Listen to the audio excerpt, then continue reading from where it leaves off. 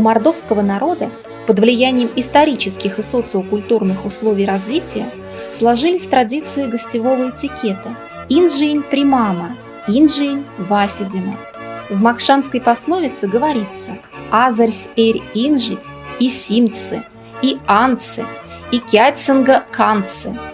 Хозяин каждого гостя и поет, и кормит, и на руках носит. Эти слова как нельзя лучше говорят о великодушии и щедрости мордовского народа.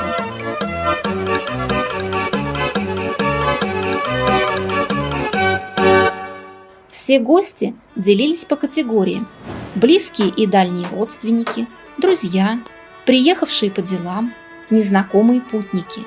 По установившимся традициям на большие семейные торжества и праздники приходили только по приглашению. В народе говорили: праздник сай, инжи сувай, праздник придет, гостей приведет. Кодама праздник, зярда инжить арость. Какой праздник без гостей?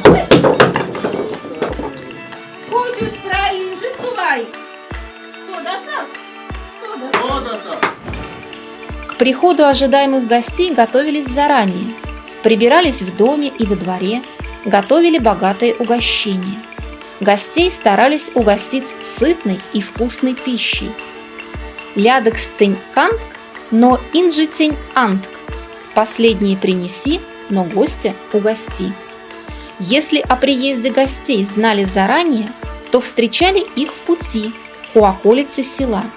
В дни больших праздников, на свадьбу и поминки съезжались и русские, и татары из окрестных деревень. Встречать гостей выходили все, включая детей. Гости приезжали с подарками к столу и обязательно с гостинцами для младших членов семьи. Порядок встречи гостей по сложившейся в веках традиции включал обязательные обряды: приглашение, встречу, угощение, чествование, проводы. Самый радушный прием оказывали близким родственникам и друзьям.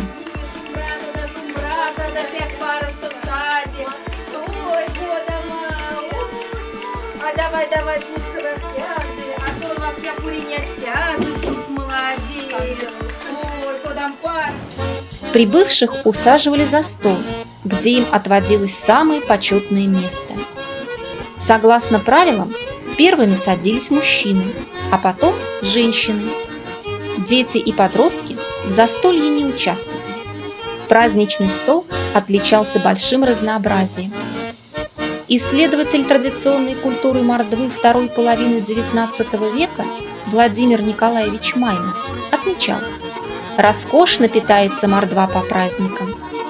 В мордовской национальной кухне можно условно выделить блюда, которые готовились специально к приходу гостей: игристый напиток поза, пироги, прякот, блины, пачек, пшеная каша, сурыньям, тушеное мясо, сиволь, яичница, рястов алхт, холодец, стюдень. Во время застолья соблюдались особые правила. Хозяин дома следил за порядком, резал хлеб, делил мясо. Хозяйка подавала на стол, предлагала попробовать разные блюда. За столом велись неспешные беседы. Гости рассказывали о себе, о своих делах, обменивались новостями. Не обходилось и без музыки и песен.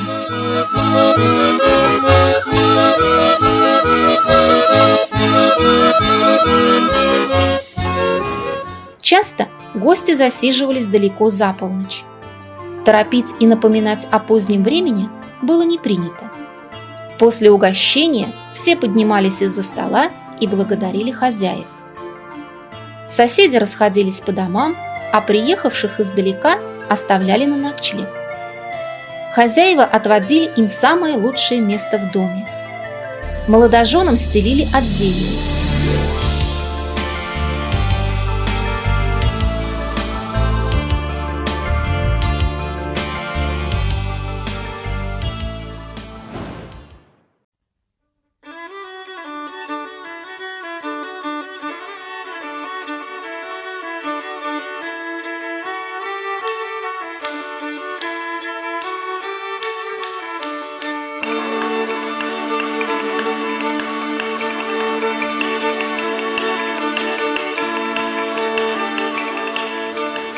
Утром хозяйка пекла блины, ставила самовар.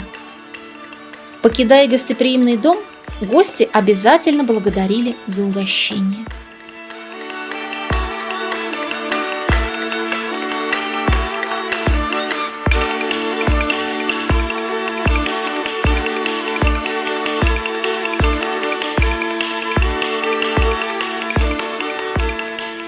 Радушные хозяева непременно готовили в дорогу и передавали с ними гостинцы не приехавшим или заболевшим родственникам.